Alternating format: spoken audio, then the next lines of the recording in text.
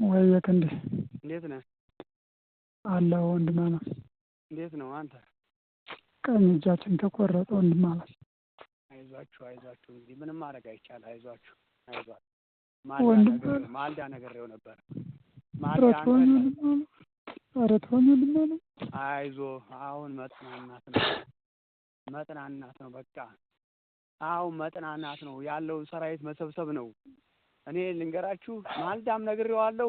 ምንም ዝም ብለህ ሚዲያውን አስተላልፍልኝ እኔ ልታየኝ ዛሬ የትም ነው ማገባው እያለ እባክህ ተተኳሽ ላይኖራችሁ ይችላል ለነሱም ይሆን አላጣም ምናምን እያለ ነው በጥሶኝ ገባ። ማልዳ እኮ አይሆንም ነው ያልኩት። ያንተ ስልክ እምቢ ብሎኝ ያንተ ስልክ እምቢ አለኝ፣ የኢያሱ ስልክ እምቢ አለኝ።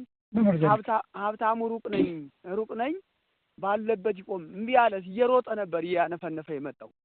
እባክህ በስሜት አትግባ፣ ቆይ ረጋ በል ብያለሁ። ቀኑ ደርሶ ነው ዛሬ ማልፋቱ ነው።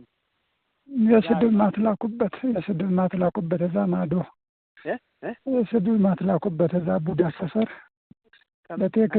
በቴክስት የስድብ ማትላኩበት አንተ ሚሊሻ ነህ እጅን ይዘን ነው የምንወስደው እያሉ ተወኝ ወንድም አለ። ተወኝ እንደው ምን ታደርገዋለህ? ጦር እንኳን እንዳይሰበሰብ አለ። በአንድ ሰው እጅ ያለ ጦር እኮ ነው ታውቀው ያለክ እንዴ አንተ ባትኖር ምን እንደሚሆን ሰው እስኪ በሱ ቀጠና ምን እንደሚሆን እስኪ በዛ ልክ ሰው አሁን እንዴት ነው አዲሱ እንዴት ነው? አዲሱስ እንዴት ነው? አሁን ገና ተበታተን እናያለን። እኛ ራሱ በሱዳን ይወጣል። አሁን ወጣችኋል አይደል? ሁላችሁ አዎ የተወሰነ ወጣል። እየጨለመ ነው እንግዲህ ብዙ እየተያየን አይደል? ሱሳና ሀብታሙ ምን ላይ ነው ያሉ? አሁን እነሱ ሌላ ትንሽ ወጣ እነሱ ሞጣ ያለ ወይታ ነው ያሉት። ያው እነሱንም ጭምር እያሳደዷቸው ነው የነበር። በአንድ በኩል ግን ጦርነት እኮ አልቆ እኮ በቃ የሆነ ሀገር ደርሰው እኮ ነው በቃ ለሱ የተተኮሰች ጥይት እንደው ምን አይነት ድግምት እንደሆነ ግራ ነው የሚገባው። ያው ቀኗ ስለማልፋት እኮ ነው ያስጠቃን። ቀኑ ስለማልፋት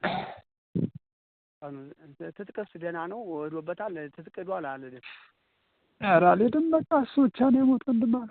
እሱ ነው የሞተ እሱ ነው የቆሰለ እሱ ነው የሞተ በቃ አልጠቃስ። በቀደም እየለመን ነው እባክህ ተው አትግባ እባክህ እያልን ነው።